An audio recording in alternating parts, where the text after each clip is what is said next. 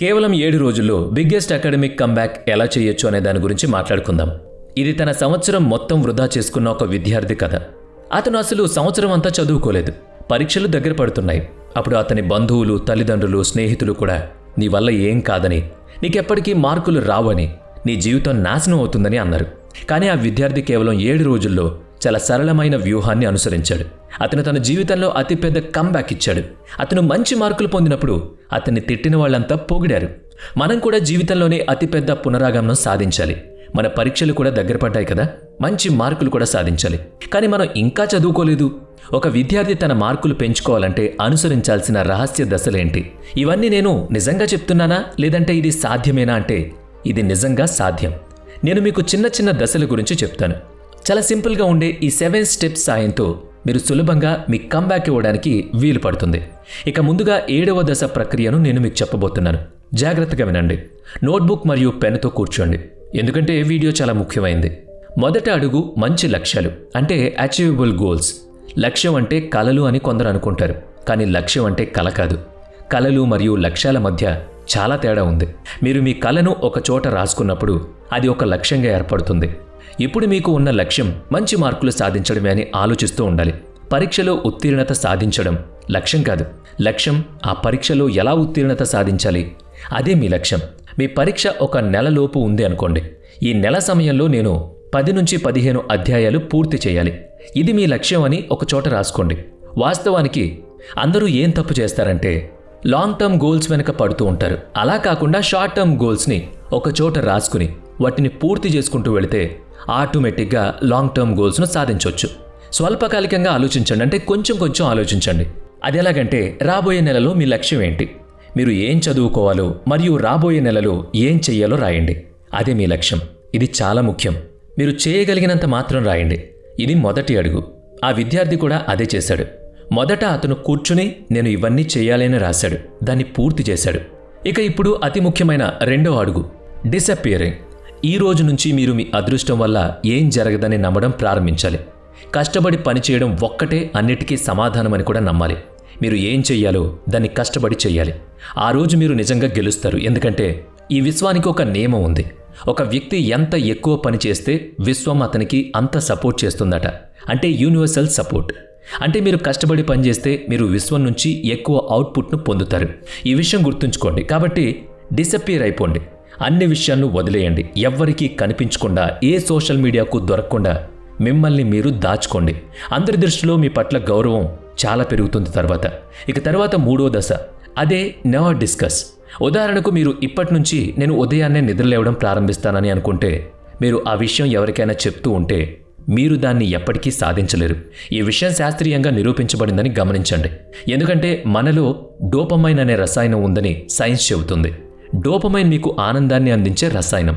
ఉదాహరణకు మీరు రాత్రిపూట చాట్ చేస్తున్నప్పుడు మీరు చాలా సంతోషంగా ఉన్నారని ఊహించుకోండి. ఎందుకంటే ఆ సమయంలో మీ డోపమైన్ రిలీజ్ అవుతుంది. మీరు మీ లక్ష్యాన్ని వేరొకరికి చెప్పినప్పుడు అవతలి వ్యక్తి వావ్, మీ మాటలు చాలా బాగున్నాయి అని అంటున్నప్పుడు మీకు డోపమైన్ విడుదలయ్యి సంతోషం వేస్తుంది. దీని కారణంగా మీరు నిజంగా ఆ పని చేయరు, ఎందుకంటే ఆల్రెడీ మీరు సంతోషపడిపోయారు కాబట్టి. ఇక ఇప్పుడు 4వ దశ, అది ప్లాన్. ప్లాన్ అనేది మార్కులు సాధించడానికి రహస్యమైన దారి. ఇప్పుడు చూడండి, ప్లానర్ అంటే టైం టేబుల్ కాదు. మొదట టైం టేబుల్ అనేది ఏదీ లేదని మీకు అర్థం కావాలి. ప్రతిరోజు నిద్రపోయే ముందు రాయడం ప్రారంభించండి. మరుసటి రోజు ఏం చేయాలనుకుంటున్నారో వాటిని ముందు రోజు రాత్రి క్లియర్ చేసుకోండి. ఇప్పుడు ప్లానర్ ఎలా తయారు చేయబడుతుంది అంటే అందులో 3 విషయాలు ముఖ్యమైనవి. RQR అనే ఒక వ్యూహం ఉంది. RQR వ్యూహం ఏం చెబుతుందంటే మొదటి అక్షరం R అంటే వనరు, రీసోర్సెస్. అంటే మీరు ఒక అధ్యయనాన్ని చదవాల్సి వస్తే దాన్ని ఎక్కడి నుంచి చదవాలో మీరు తెలుసుకోవాలి. యూట్యూబ్ నుంచి చదువుతారా లేక పుస్తకం నుంచి చదువుతారా అనేది క్లియర్గా మీకు తెలియాలి. ఇప్పుడు తదుపరి అక్షరం Q అంటే ప్రశ్న. మీరు ప్రశ్నను ఎక్కడి నుంచి చదవబోతున్నారో మీరు తెలుసుకోవాలి. ఇకపోతే చివరిది R అంటే రివిజన్.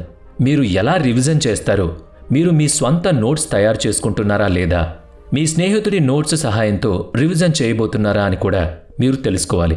ప్రతి సబ్జెక్టుకు ఈ 3 విషయాలు స్పష్టంగా ఉంటే టైం టేబుల్ తయారు చేయాల్సిన అవసరం లేదు. RQR యొక్క ఈ వ్యూహంపై పనిచేయండి. మీరు చాలా మంచి మార్కులు సంపాదిస్తారు. ఇక ఇప్పుడు మనం తదుపరి దశ వైపుకు వెళదాం. ఇది స్మార్ట్ వర్క్ అని పిలువబడే అతి ముఖ్యమైన దశ. చూడండి, నేటి కాలంలో కష్టపడి పనిచేయడం మాత్రమే పనిచేయదు. మీరు మంచి మార్కులు సాధించాలనుకుంటే, తక్కువ సమయం ఉంటే మీరు కొంచెం స్మార్ట్గా ఆలోచించాలి. ఆ స్మార్ట్ వ్యూహాలు ఏంటి?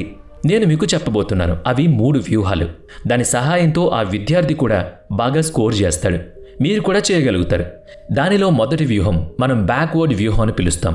బ్యాక్వర్డ్ వ్యూహం అంటే ఏంటి? చూడండి, మనకు తక్కువ సమయం ఉంటే అప్పుడు మనం ఏం చేస్తాం? మనం మొత్తం పుస్తకాన్ని చదవడం ప్రారంభిస్తే అది సాధ్యం కాదు. మునుపటి సంవత్సరం ప్రశ్నలను విశ్లేషిస్తాం. ఏ అంశాల నుంచి ప్రశ్నలు అడుగుతున్నారో చూస్తాం. లేదా మీరు మీ స్నేహితుడి సహాయం తీసుకోవచ్చు. లేదా మీరు ఆన్లైన్ వెబ్సైట్ సహాయం కూడా తీసుకోవచ్చు.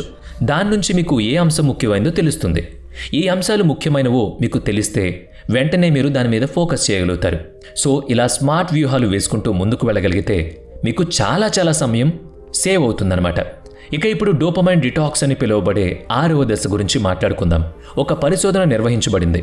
ఇది నేటి కాలంలో అతిపెద్ద సమస్య. అదేంటో మీకు తెలుసా? అది మొబైల్ ఫోన్.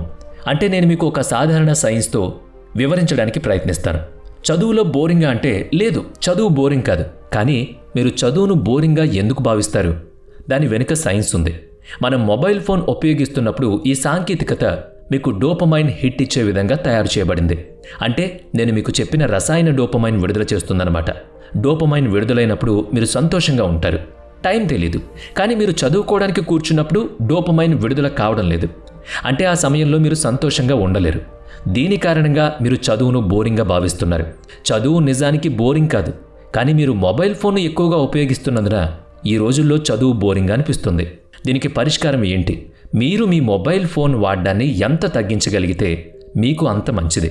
ఎందుకంటే మీరు ఫోన్ వాడకం తగ్గించి పుస్తకాన్ని పట్టుకుని తిరగడం మొదలు పెడితే నెమ్మదిగా మీ అభిరుచి మారుతుంది.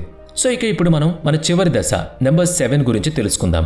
దీన్ని ప్రేరణ అని పిలుస్తారు. అంటే ఇన్స్పిరేషన్. మీరు ఎక్కువసేపు ఉత్సాహంగా ఉండాలనుకుంటే మీరు ఎన్ని వీడియోలు చూసినా ఏ ప్రేరణ వీడియోలు పనిచేయవు. ఏం జరుగుతుందంటే మీరు ఒక వీడియోను చూసి 1 లేదా 2 రోజుల పాటు కావాల్సినంత ప్రేరణ పొందుతారు. తర్వాత శారా మామూలే. ఆలోచించండి, మీ ఇన్స్పిరేషన్ ఎవరైనా కావచ్చు. బహుశా మీ తండ్రి, మీ అమ్మగారు కావచ్చు, మీ స్నేహితులు కావచ్చు. నేను వీళ్ళలా ఏదో ఒకటి చెయ్యాలి అని అనుకోవాలి. దీని వెనుక చాలా ఆసక్తికరమైన కథ ఉంది. అది శ్రీకృష్ణుడి కథ. ఈ కథ మహాభారతంలో ఉంది. దీనిలో శ్రీకృష్ణుడు, దుర్యోధనుడు మరియు అర్జునుడికి 2 ఎంపికలున్నాయి. ఒకటి, మీరు నా మొత్తం సైన్యాన్ని తీసుకోండి, లేదా మీరు నన్ను ఒంటరిగా తీసుకోండి అంటారు. దుర్యోధనుడు అక్కడి నుంచి నాకు మీ మొత్తం సైన్యాన్ని కావాలని అడుగుతాడు.